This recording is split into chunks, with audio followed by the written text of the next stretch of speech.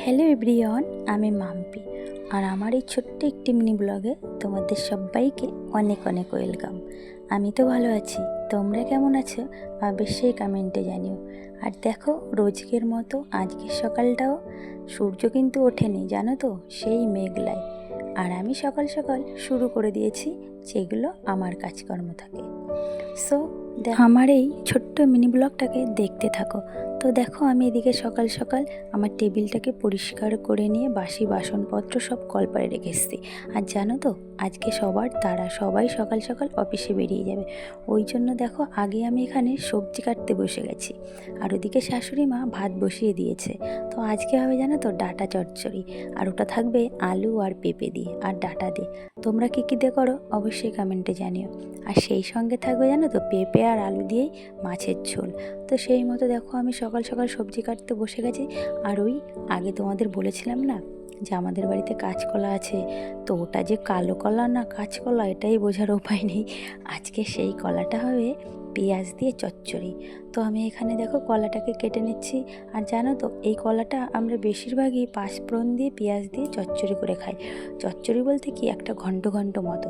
তোমরাও খেয়ে দেখবে, আশা করি ভালো লাগবে। আর খেয়ে অবশ্যই জানাবে যে এই রেসিপিটা কেমন লাগলো।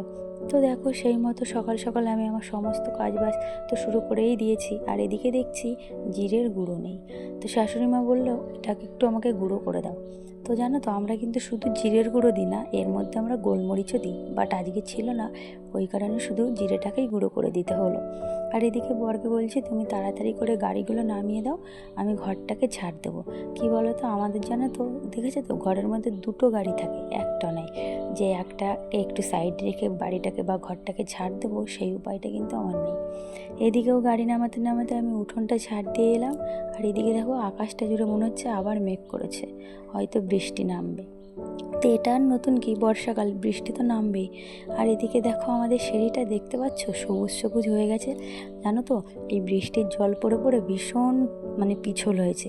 আর যেহেতু বাড়িতে দুটো বাচ্চা আছে, সবসময় ওরা নামা ওঠা করে, ওই জন্য দেখো সিঁড়িটার মধ্যে সাদা সাদা দেখতে পেলে তো, ওটা ব্লিচিং পাউডার। আমরা ওখানে ব্লিচিং পাউডার ছড়িয়ে রেখেছি, তাহলে কি বলো তো, শ্যাওলাটা কম হয়। আর এদিকে দেখো, সব থেকে ছোট সদস্য, সে যাবে এখন স্কুলে। বলছে মাম্মি আমাকে একটু সাজিয়ে দাও। ও আবার মডেলিং করতে ভীষণ ভালোবাসে। তাই দেখো, আমি আবার দুটো ফুল গুঁজে দিয়েছি। আমি যে কেমন লাগছে, বলছে সুন্দর লাগছে। তো ও যাবে এইদিকে স্কুলে। এইবার আমার এখনও কাজ বাকি আছে, জানো তো, আমি এবার আমার ঘরে যাব, গিয়ে এবার মেয়েকে তুলতে হবে। এবার আমার মেয়ের পালা। এদিকে দেখো, আমার রজনীগন্ধা গাছটায় কী সুন্দর স্টিক এসেছে। আর আমার এই যে মাছ, দেখেছো, দেখো, কাউকে ভালোবাসলে না প্রতিদানে সে ভালোবাসাই দেয়। আমাকে দেখে না ও পাগলের মতো করছে, কারণ কি, প্রতিদিন ওদেরকে আমিই খাবারটা দিই। এখানে জানো তো আরও অনেক মাছ আছে, ওদের সঙ্গে অন্য একদিন পরিচয় করিয়ে দেবো। আর এদিকে দেখো, বর দিয়ে গেছে চা।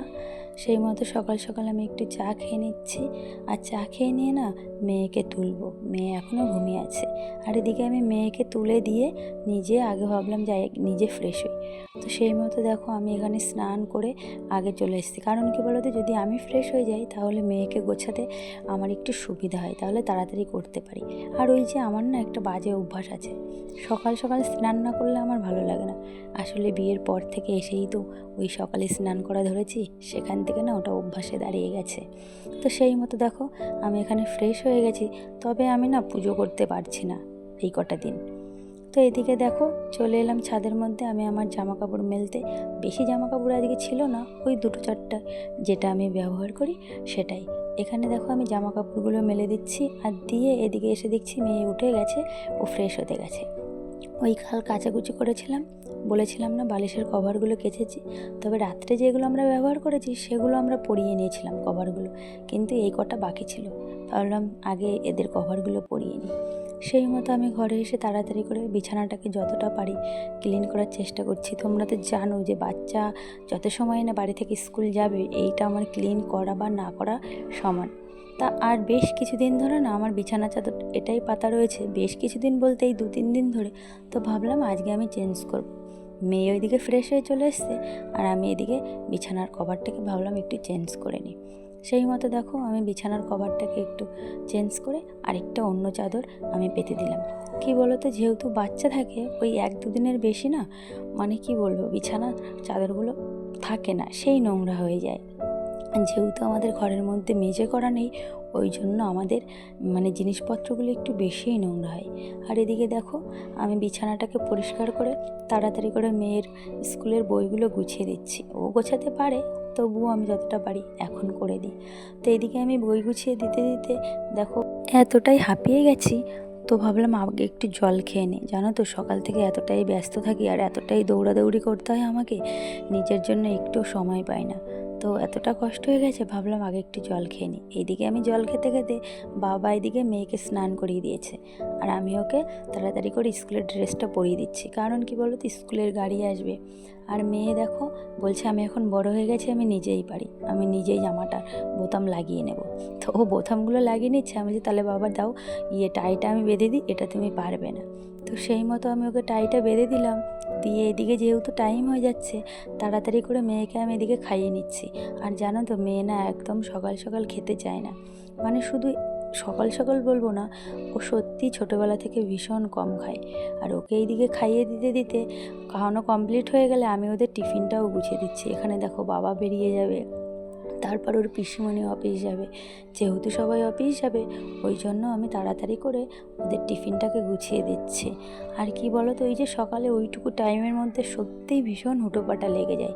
এদিকে পিসিমণি বেরিয়ে যাবে, এদিকে বাবা বেরিয়ে যাবে, মেয়েকে রেডি করা। যাই হোক শাশুড়ি মা হেল্প করে, ওই জন্য অতটা অসুবিধা হয় না। তবে যদি না করে না, সত্যিই ভীষণ কষ্ট হয়ে যায়। তো সেই মতো দেখো আমি এদিকে সবার টিফিন গুছিয়ে দিচ্ছি। আর এদিকে জানো তো মেয়ের টিফিনটা নিয়ে আমার সব থেকে বেশি চিন্তা। কারণ কি জানো তো, ও টিফিনে ফল খায়, তবে এই দেখো এই আপেল, কোনো ফল যদি তুমি কেটে দাও ও খাবে না। কারণ কি ফল কালো হয়ে যায়, আম কেটে দিলে আম গলে যায়। তারপর তুমি কলা দেবে, বলবে কলা কালো হয়ে গেছে। ওর মোট কথা কোনো কাটা ফলও খাবে না।